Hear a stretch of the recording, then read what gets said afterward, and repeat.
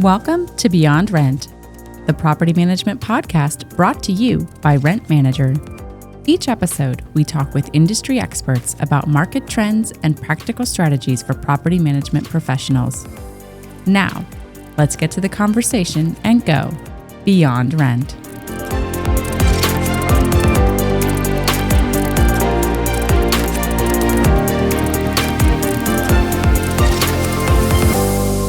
Hey everyone, and welcome to Beyond Rent. Today's conversation cuts through the hype around AI and focuses on one of the toughest challenges in this space, which is voice. We'll break down where AI is actually delivering results today and where AI continues to be difficult to work with and what separates successful deployments maybe from the rest. So to help us with this conversation, we have Lindsay with Super joining us today. Lindsay, welcome to Beyond Rent. Thanks so much for having me. Excited to be here. Yeah, I'm really excited about this. I'm like a lot of people tinkering and playing with AI on a regular basis or trying to implement it and help out my day-to-day operations. But voice is one of those things a lot of us don't know a ton about, or we're just now starting to get into it. It's kind of like the next frontier when it comes to AI. So I'm really excited to learn more. But before we jump in, let's get to know you a little bit better. So go ahead and introduce yourself. Sure. Hey, so my name is Lindsay Liu. I'm one of the co-founders of Super. As Joe alluded to, we build voice AI. So that's all we think about is agentic deployments, specifically focusing on voice as the interface. We work exclusively with property management companies. So I think about customer service, phone conversations, how to be responsive all day, every day, every waking minute. Yeah, I mean, and that part really is important because when you think about AI and technology, it works great 99% of the time, right? But there still is that customer service element that really has to be there to help people understand where things are going. Lynn, let's talk a little bit about your background, where you got started in real estate, and then maybe tell me the why behind voice AI. Sure, yeah. So my entire career has been in the technology space, so building, launching, growing digital products and technology companies. But I've always been very passionate about real estate as an asset class. And so I've just been personally investing in it for over a decade now. I think we talked earlier about how I'm very unfocused, so kind of touched every asset class out there at this point. And across that, just kept coming back to this idea that this common thread for where it was falling down as an owner or as either the landlord or working with my property manager, that communication was the blocker to the success of the relationship. And, you know, I have a lot of empathy now working with property management teams around why. They are just time strapped. They're dealing with hundreds of requests, sometimes daily. And it's impossible, actually, to be able to field and get to all of that. So we've been thinking really hard about this problem of how do you help manage the communication flow? How do you make it easier and more accountable for the property management teams to be able to manage that? But also, how do you make it more self-serve for the tenants and the owners on the other side that are just looking for information as well? And so it was in 2024, I want to say like late 2023, there was this thing that was starting to take off that everyone was like, oh, there's like this generative AI thing, right? It wasn't that good, to be quite honest, at that time. But in 2024, my co-founder and myself kind of took a step back and we said, I think there might be a different way to approach this. And it's this idea of like first principles thinking, right? Just taking a step back and being like, with what we see could be possible with the tools that are being brought to the surface now and just how nascent they are and kind of where they're going. Is there another way we could think about solving communication? So it's not another dashboard. It's not another centralization tool. It's not another interface or a login, but actually just using the thing that is the most intuitive, which is just speak it. And so we started focusing on voice specifically for that reason, that we think that it is such a natural interface. It's also, frankly, the hardest one to solve. So we can probably talk a lot about what makes it so difficult. But unlike chat-based interfaces, you have a lot of variables at play, right? Even you've got background noise, accents. It's the delay time between the agent kind of, talking back and not being too awkward in the silence, what we call latency there. There's multiple languages you have to contend with. There's industry lingo. There's so many things that can go wrong. And frankly, with AI and an LLM, like if it can go wrong, it will. And so we thought, this is a really interesting application. We see this as being something that is the future. It's also really hard. So having a little bit of a head start on thinking about it is probably the right place to focus. Yeah, and that's great. And I love hearing people's backstories and the fact that you do have real estate in your background. You've got a lot of tech in your background. And this wasn't just some idea that you had. You saw a really big pain point. And I really appreciate this idea of doing what's difficult, right? Not picking the easy path. There's a lot of tools out there, and I'm not saying any of them are bad, but many of them are just kind of wrappers around other AI products that are kind of tailored and positioned towards certain industries, which I think early stage, that's probably great, but in the long run, those probably aren't as valuable. So you kind of took the most difficult path because you were excited about where it was going to go.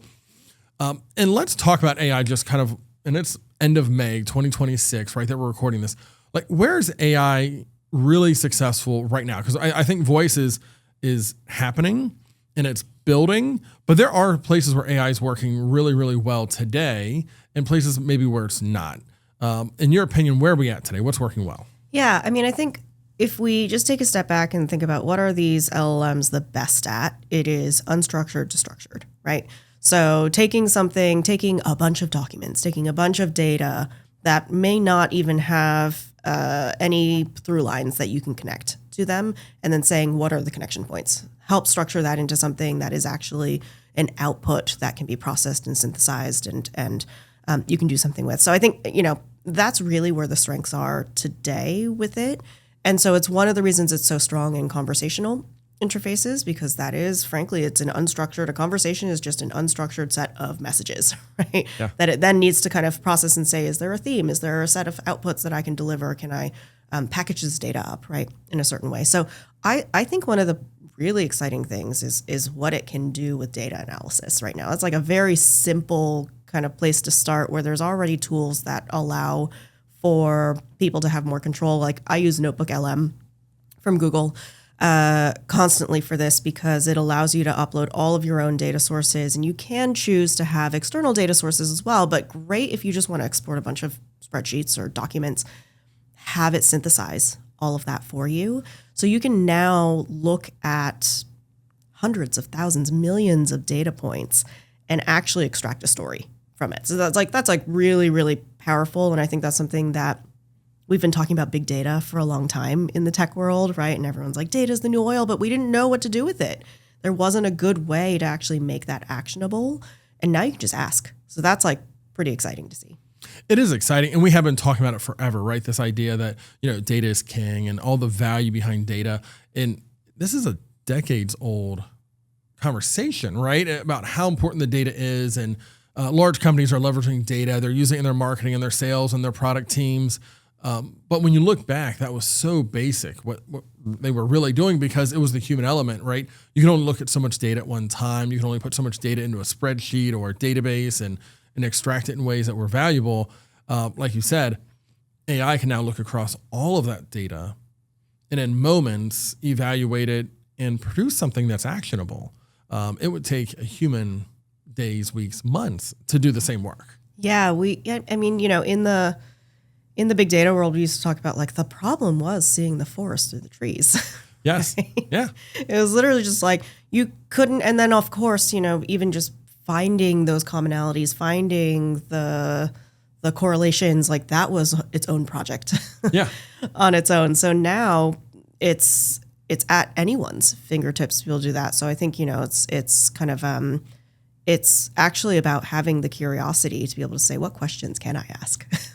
Well, and for me, it also removes bias. If you have a human looking at data, it is very easy for them to think they know the answer and then find data that supports that answer. And we do that all the time. And we've already decided what decision we want to make. And then we look at the data in a way that supports that. Or you go that look decision. for that data. You're like, really let me do. go back up my story here. That's right. Yeah. Let me get evidence that proves what I'm saying is right.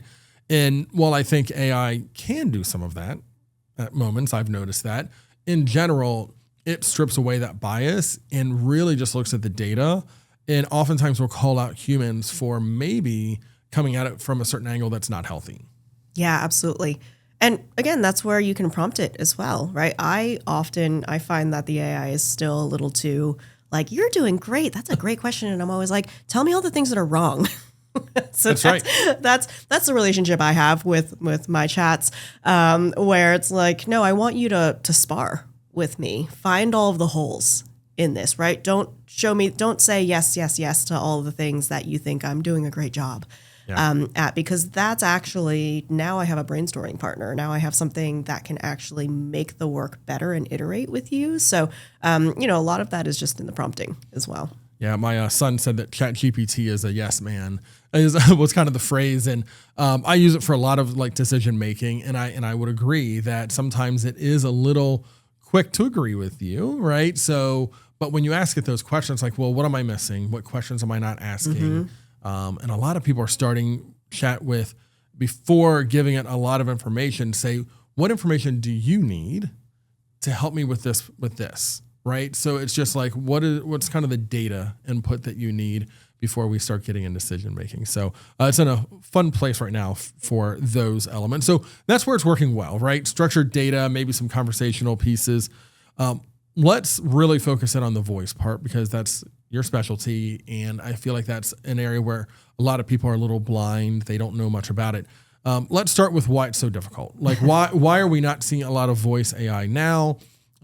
You're in it every day. What are the challenges there? Oh, where to start? It's such a layered set of issues, right, when it comes to voice, because you're talking about a real-time format. So if I took 10 seconds to respond to you right now because I'm thinking, you might just be like, that's a little awkward. Right? It is, yes. And, maybe it's a power move, but, you might just be like, are you still, especially if you didn't see me, right? Are you still there? What's going on?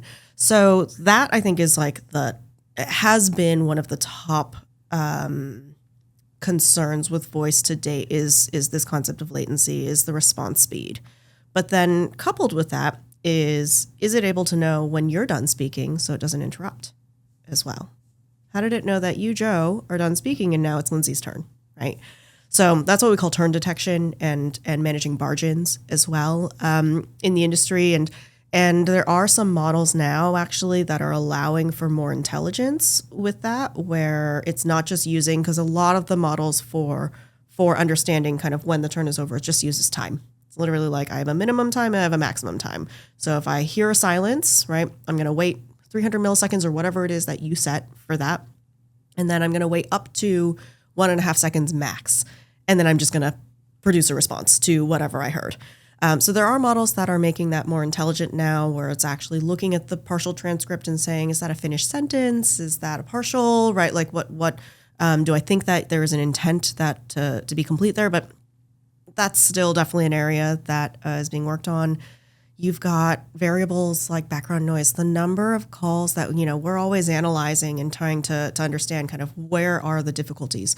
People just have the TV on in the background. They're driving, they're in the car, they're talking to their friend, they're literally talking and then coming back on the phone, right? So they're having crosstalk. That's another component that you run into there is, I need to know which speaker it is. There's accents, regional accents, as well as non-native English speakers being able to understand, right? Just basic kind of understanding. And then there's multilingual, which is its own kind of beast as well to handle, which is what languages do you want to enable your agent to be able to interpret and to know. And when we first started, we made the mistake of saying, oh, great, we have 20 languages available. Let's do it. And then you realize, oh, right, any background noise probably sounds like a language, like a word in another language. Mm-hmm. And so now you have these you need to make sure it's not switching too spontaneously and that it actually knows that it's time to switch. So there's a lot of variables and pieces that go into what make a good conversation. And then, of course, there's the quality of the actual response. from the LLM, right? So when you think about like chat-based interfaces, they only have to think about that one part, which is how well is it responding? With voice, you have all of these other components to think about, and each one you can dial in, but also every customer is going to be a little different. Every context is going to be a little different for that. And so it makes it a really fun challenge to work on because there's no two calls are the same in that way. And those are things that I haven't even really thought about when it comes to voice AI. All of those, like the background noise. When I think about using AI with voice, I guess I always just like thought it was like, oh, I'm just going to talk to it and it's going to hear what I'm saying. And I'm like in some controlled environment, right? But this is real world where you're not. Like there's other people around. The background noise part is very interesting. Even maybe picking up on noises, not even words and things like that. Baby's crying. Yes. That's the one that always throws it because it's like 10 decibels higher than. Yeah, right. So it I would assume like prioritizes the loudest noise that it's hearing. Needs to, right, and it needs to figure out because again, it's not a human brain, right? So what's happening is it's trying to figure out who is speaking right now. Are they saying something? Are they done speaking? Right? Yeah. Because it's hearing crying. It's like, are you done yet? So compared to chat, how does it work when I'm using chat or anyone is? My assumption is as I'm typing, the model isn't doing anything at that point. I'm just inputting, and until I hit enter, when I hit send, that's when it starts reviewing, and then you get kind of whatever it is, a little icon or whatever that says that it's processing. With voice AI, does it have to actually start processing as you talk to make sure that it understands, again, the start, the end? Is it processing as it works? Yeah, so there's a couple of different strategies that you can take here. So one is actually what's called speech to speech, which is it's basically understanding the audio and it's not even doing a transcription. So it's faster in response time. It's able to handle some of those interruptions a little bit better. With that, the downside of speech to speech technology, and that's like OpenAI has their real time voice models. That's a speech to speech model. The downside to that is you don't have as much granular control over all the other things that I just spoke about there, right? So it's like I can't, with a speech to speech model, say you're not allowed to switch to these languages. Because of the way that it doesn't have an intermediary layer.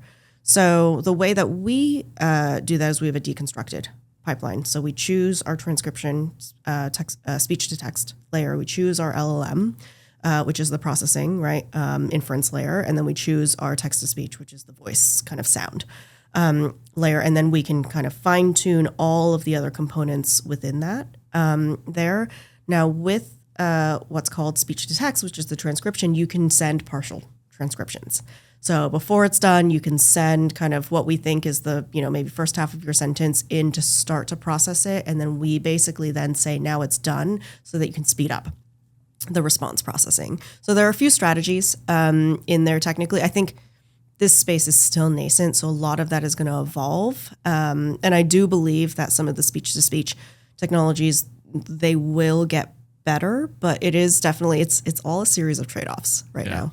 Well, in the speech-to-speech, I would think that not having that transcription makes it more difficult to troubleshoot and work on quality, right? Because you probably can go back to that transcript and say, well, this is what they said, this is the voice, this is what it heard, and this is how it responded, right? Maybe a little more of an audit trail along the way for improvement. So that's really interesting. And I can see how that presents different challenges and how sending some data early would speed up the process. But again, what I say at the beginning of my sentence or portion of my conversation may be very different than what my actual main point is, right? So it may send AI down some other path, and then it sees what I ended my message with, and all of a sudden it's like, well, that wasn't even close. Yeah, no rambling. You're not allowed. No rambling. Get to the point, right? Say what you mean and say it quickly. Well, so those are some of the challenges, and it sounds like your team's working through those, understanding those, and technology is moving pretty quickly. Help me understand what is working really well in voice today. Yeah, I think what's working really well is, so the way that we've built our our AI is we started with the receptionist. So that was kind of our point of view on it was you actually have to get the front door. So a lot of folks have started with department specific. So I'm going to have a leasing agent. I'm going to have a maintenance bot, right? That's going to be able to troubleshoot these things. And that's good. But what we're seeing is even if you have that, you're missing a number of inquiries that are still coming through the front door. Because why? They're not paying attention, right? Most of the time. I think like we really are doing too many things at once in the day. If you tell them, this is our new leasing line, go to that, they're not saving that to their phone, right? What they are doing is they're Googling your management company. They're saying, okay, rent manager on Google. And then they see the phone number on there and they're calling that. And that's going to your main line. So that's one of the reasons we started with that. Now, again, speaking of hard things, makes it even harder because now we have to understand the intent of the conversation. Hey, Joe, why are you calling? What is it about? Is it a leasing question? You've got a leak. Is that leak an emergency? Has it crossed the threshold where it's not stoppable, right? So now we have to actually understand all of that. Now, what's really cool, though, about what we're able to do with these systems now is we can actually have multi-agent orchestration. So the concept of I've got a specialized leasing agent, I've got a specialized maintenance agent, I've got one that understands emergencies, right? Whatever, I've got a renewals one, whatever that actually looks like for the universe for that company. And then I have this interpretation layer, essentially, that sits on top of that and is saying which scenario, which agent is correct to tap in at this moment. So that's actually pretty cool to see. The accuracy there is pretty good. So that inference layer, right, which the LLM is quite good at. If you give it the universe in which it can play with, it's actually pretty consistent at then tapping in the next teammate. So that's kind of what I would say is like where we're seeing success is you do have to break it down into smaller pieces. Anyone that's trying to do an agent deployment where that agent is just responsible for too much, it's not going to do the job very well. It's going to be inconsistent. It may get confused with the volume of instructions they're giving it. And so the goal here is to really break it down into smaller pieces so that your agents can succeed. And then when you can pass things between agents, so this agent says, hey, let me give you this context that I've just gathered about what this person is calling about. They told me their name. So here you go, take that, right? I'm going to tag you in and then have the next one kind of continue that. That actually starts to feel really intelligent and seamless at the same time. So I think those are the things we're really excited about is this, this universe where you can be orchestrating, which really just means you're kind of managing, right, a whole bunch of different agents that have different jobs, and you give them very clear, very narrow roles, but you can actually have the breadth that you want because you are able to tag team them. Yeah, and that was the part of learning more about AI that I found so interesting. And I don't know exactly when I started understanding this a while back, this idea of agents and the fact that you needed agents because AI is so literal, especially when you start giving it instructions of what to do. And if you're contradictory within those instructions, it falls apart very, very quickly. It doesn't know what to do. It tries to force an answer because it only knows what it knows, right? It's not a human brain. It maybe can't infer things that we would. And so you had to start breaking them up into agents. And what I thought was so great about that was it's so relatable and understandable because even as humans, right? That's why we have people in different roles, right? They get specialized in this role. They get specialized in a different role. And that helps them be really efficient in their job. And AI is no different at this point, right? That you kind of break apart these agents. And I think that's a way for people to really easily consume it. And to go back where you started there, as far as like what's working and where you started was you knew that you wanted to get to the agent layer, but you had to start upstream, right? You had to start with the inbound phone call that could be about anything and solve for kind of the routing portion of that call. And, you know, when I call places, you still get a lot of the traditional menu trees and so forth at this point, which I don't think people love. Some of the chatbots and stuff like that in the past weren't really successful where you're trying to tell it what you wanted and it didn't understand what you were saying and you ended up pressing 0 just to talk to an operator type mentality. I'm excited for that part to get better because currently I still think there's a high need for a human at some point, but getting the right person to the right department, the right role to help them is, I think, where there's a lot of room for efficiency right now. And it sounds like you're solving for that. Yeah. Oh my God. We talk about the number of touches that it takes, right? So it's like today, a lot of our customers, and frankly, we've all been there where it's like, no, don't transfer me again. Like, you're going to send me to the wrong place. I already talked to this person 3 times again and I'm going to start over, right? Like, it's this horrible thing where you're like, oh my God, I'm getting passed to the wrong place again and I know it. And then I have to go re-explain myself and do that. So this idea of zero touch, right, which is inbound receptionist to the correct person on the team, is a huge opportunity there. It's not even that the AI is trying to get in the middle of, oh, let me prevent you from talking to the human. It's let me get you to the right person right away, right? So that now it's not 3 people on your team that have been like, oh, sorry, you had to talk to so-and-so. Well, they're not in today. Let me try sending you to this person. And, that's how people get really frustrated. It's like, oh, I've had to explain myself over and over and I haven't gotten to the right person yet. And that's a really like a simple use case to solve, which is if you have team members that are spending time just shuttling stuff back and forth to the right person, great case, right, for AI to be able to understand, here's what they're looking for. And based on my rule set, I know that it needs to go to this person over here. 100%. For those of you that have watched the movie Home Alone, which is a kind of a classic movie, there's a great scene in that movie that speaks to that, right? The family is away on the Christmas vacation. The son is home alone.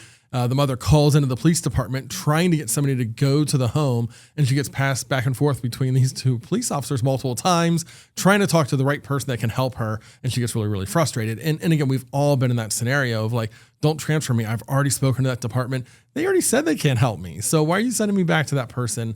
AI can step in there. Here we have a product support team that takes live phone calls to help people, and we kind of work on this like routing of that customer to try to make sure they talk to the right person that can get them the right answer the first time. And it is an ongoing process, right? We never 100% perfect it because we never know what the customer is going to input as far as how they describe the issue, how they interpret the issue. Is it really this type of category or that type of category? So I'm really excited about that because we've all been there, right? We all can relate to that pain point. Speaking of things that are hard, it's people being unpredictable as well. We didn't even talk about that, right? Which is sometimes they don't know how to articulate what it is that they need. And so we've had to build a lot of systems in to be able to like ask that second question, right, as well. So it's like, okay, are you talking about an existing open work order or is this a new issue, right? Like, help me out here.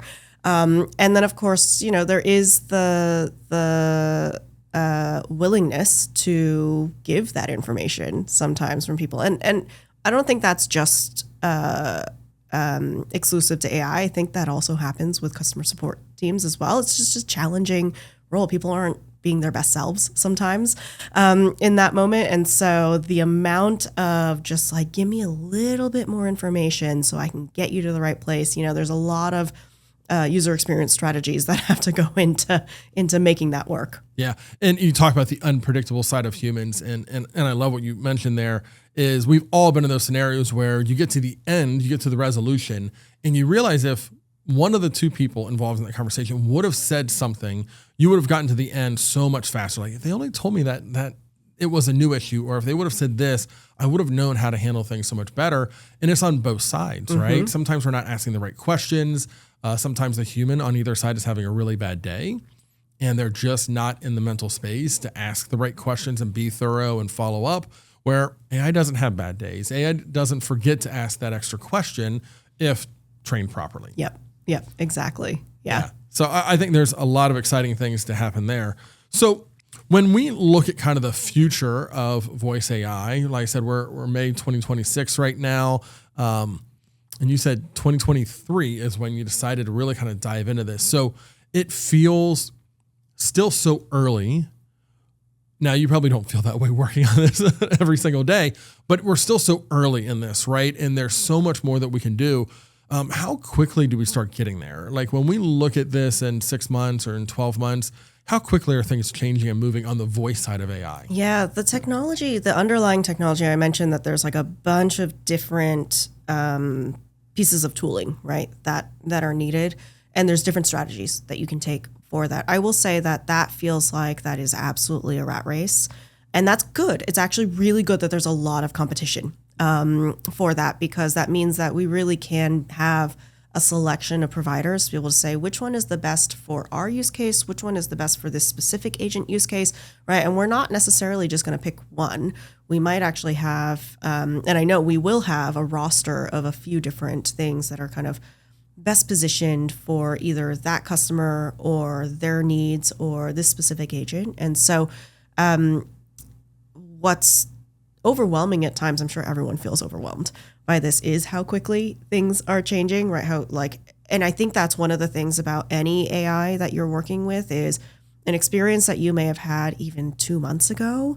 It's probably going to be drastically different in that time, just because of the fact that we are all building new patterns as we go. Like there is no blueprint for how to build an agent ecosystem. That's like only just now are there people, starting to kind of say, hey, here's what's working. And there's not a lot of, and I'll frankly just say, there's not a lot of communities where people are sharing this because it's just it's so nascent.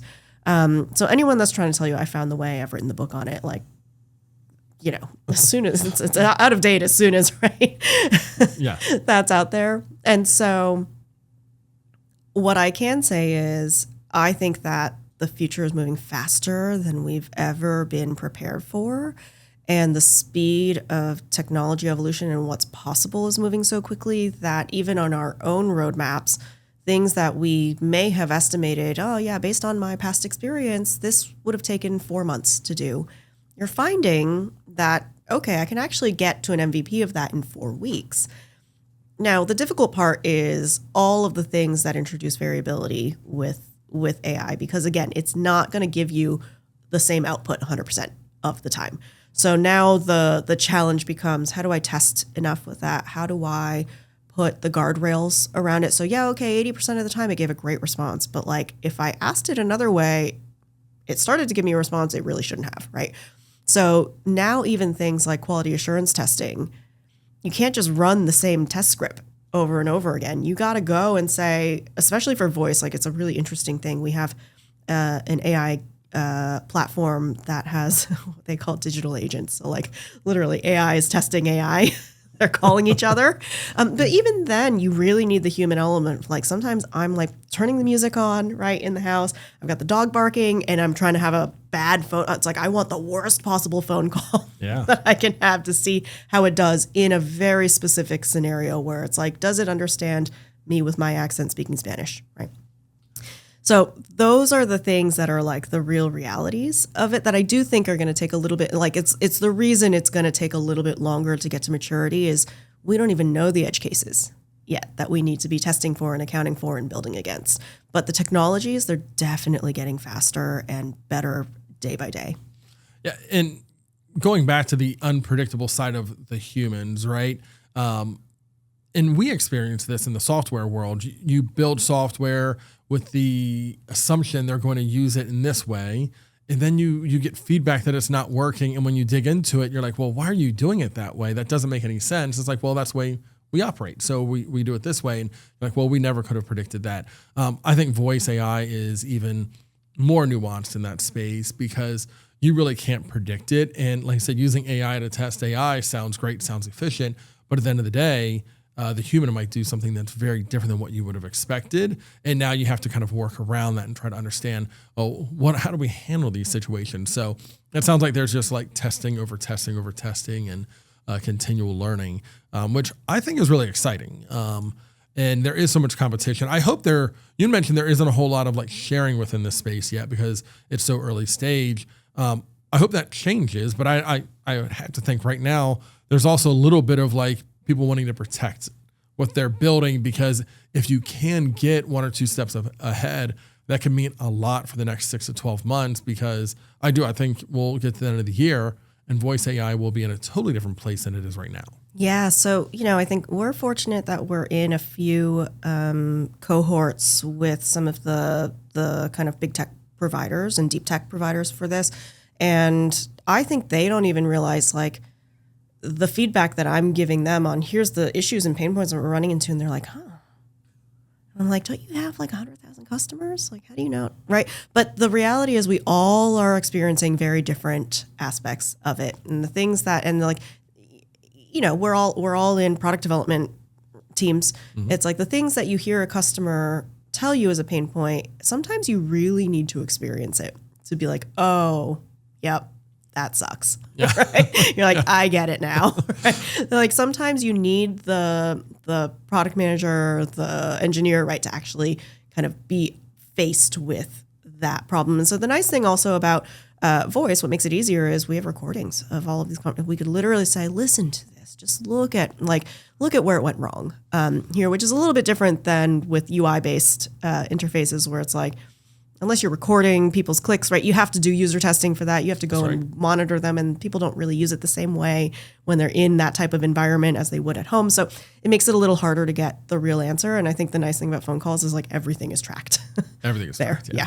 Yeah. And again, we experience that in software where we're testing in these like perfect environments. Yes. In your world, you probably start out testing in perfect environments, but humans are very imperfect. That's one of the great things about us. And I'd also have to think that people act different in maybe a business to business scenario, right? Compared to like a consumer aspect, right? Like we do, we're different people sometimes at work than we are, at home. And I think that adds, again, another layer of nuance to all of the pieces. So when you think about like where you're at with Super today, tell us more about where the product is, how what the go-to-market looks like, where you're solving for, and I guess where people can interact with Super the best today. Yeah. So being focused on voice, the primary channel for delivery is the phone for that. So we've got, I mentioned the receptionist is the inbound side of things. So intaking and triaging kind of all of the different kind of calls that are coming in, then being able to route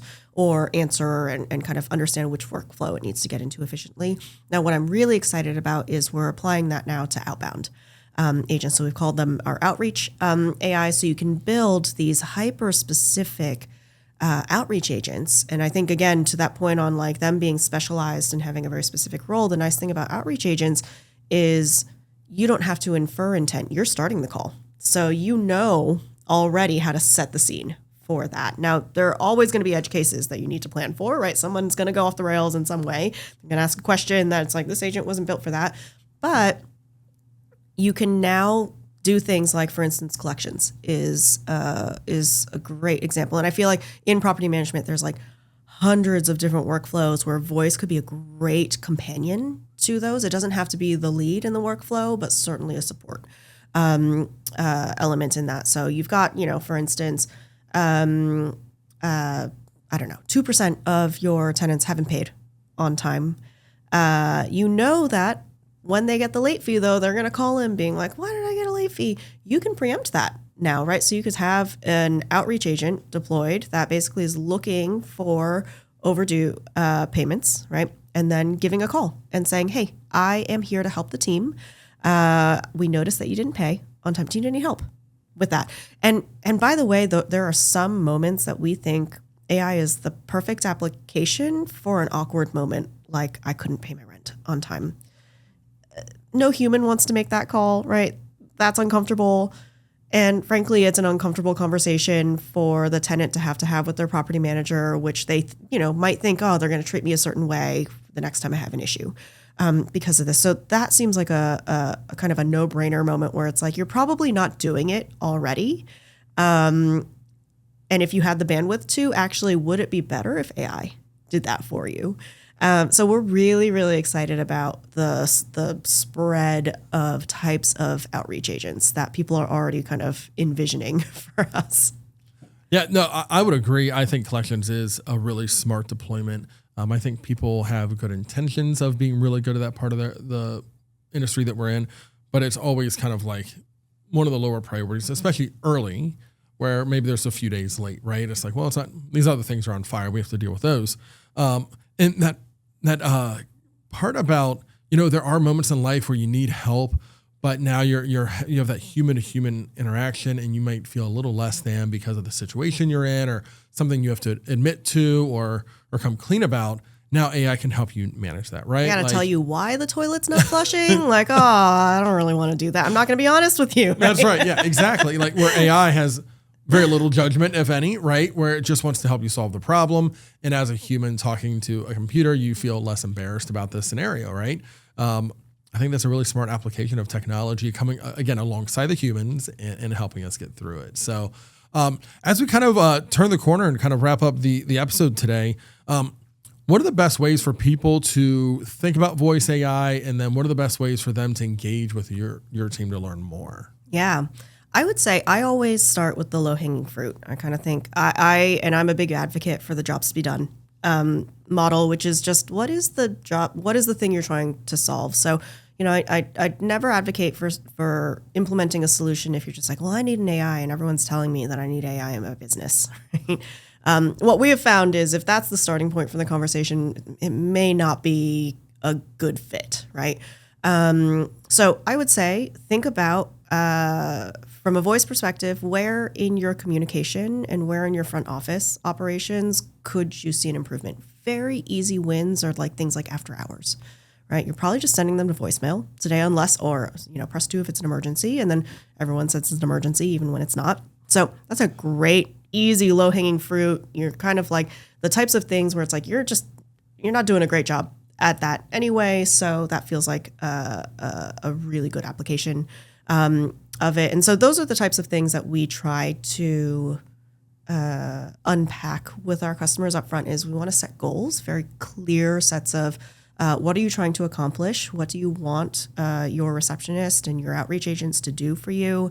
How do they talk, right? So those are the things that we're designing and coaching our customers through. And so if that's something that folks are thinking about and answering the phone, not missing phone calls is one that's really where we come in. So that's, usually when someone actually says, hey, I need to hire super. For that is I'm looking at my phone logs for the first time in 2 years, and I didn't realize that we missed 80% of the calls to the new business line, which we've seen. And they're like, wait, that can't be right. And it's like, well, it could be actually. So if there are opportunities to improve upon the areas that you're just like, we're not nailing it today, it's a really easy way to plug in the application.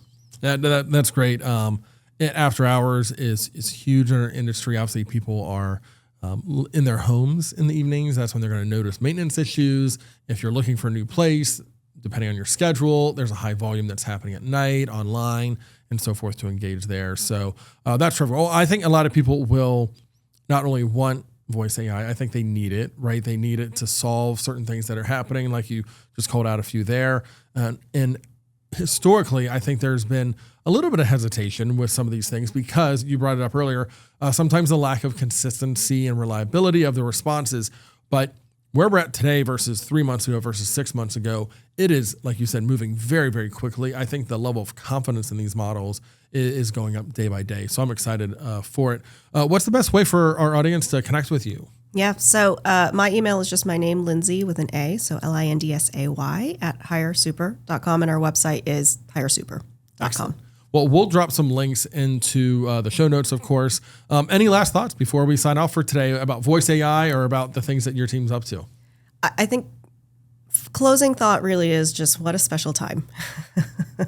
Like it truly is for every industry. We can reimagine the way that we've been doing things. And I think that's the part that no matter what happens, right, it's kind of like being part of the .com boom where you're like, it's very cool to be building. It's very cool to be working with companies on solving some of these problems that they've just assumed always had to be true. I just assumed I would always need a phone tree and that I wouldn't be able to answer all of these calls all the time. And you can really, again, go back to first principles right now and say, how do I rethink and reimagine? So, that would be just the one thing I encourage for everyone across the industry is you have this opportunity now to kind of get back to the basics and just start with what's the problem that I want to solve? And there's probably a different way to do it than you've been able to do it before. Yeah, super exciting. And I compare it to the dot-com boom all the time in so many ways. There's some similarities there. So, well, I'm excited. And Lindsay, I really appreciate your time today. This has been a terrific conversation about AI, especially voice AI, and I'm excited for the future. Thank you. And thanks again for joining us. And thank you to our audience for watching this episode. And until next time, keep going beyond rent. Thanks for listening to Beyond Rent. If you enjoyed this episode, be sure to share it with a colleague and subscribe on your favorite podcast platform so you don't miss the next one. Beyond Rent is brought to you by Rent Manager Property Management Software. Learn more at rentmanager.com. Until next time, keep going beyond rent.